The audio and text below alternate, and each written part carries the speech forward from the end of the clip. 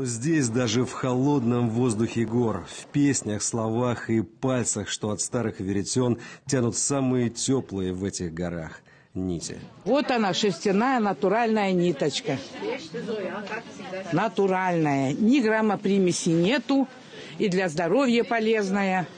Шерсть – настоящая драгоценность, теплая и легкая, когда скручена в нить, и тяжелая, но прочная, если свалена для ковра или бурки.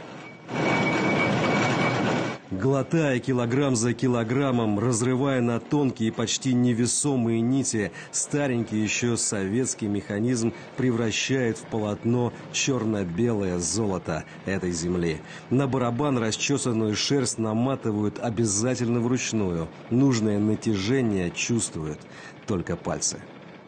На бурку хорошую нужно где-то 6-7 килограммов чистой вот такой чесанной шерсти. О чесании шерсти вручную здесь тоже не забыли. Ческие деревянные дощечки с иглами по-прежнему в деле. Расчесанную шерсть, разминая, укладывают пластами, придавая форму будущих бурки или кииза национального ковра. А затем в дело вступает кипяток. Пропаренный материал остается только катать, пока не станет плотным настолько, что не разорвешь. Хороший кииз требует коллективного труда. Это только первое катание 3 минуты. Следующие и полчаса, и час одних и тех же движений. Так можно катать 2-3 недели. Традиционный кииз делают, сшивая разноцветные элементы. Бурка всегда из одного куска, которые для большего тепла буквально взбивают иглами. Потому в ней и не страшен ни ветер, ни дождь.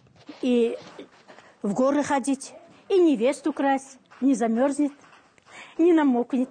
Искусство свое они хранят столетия, не потеряв ни в какие времена. Даже когда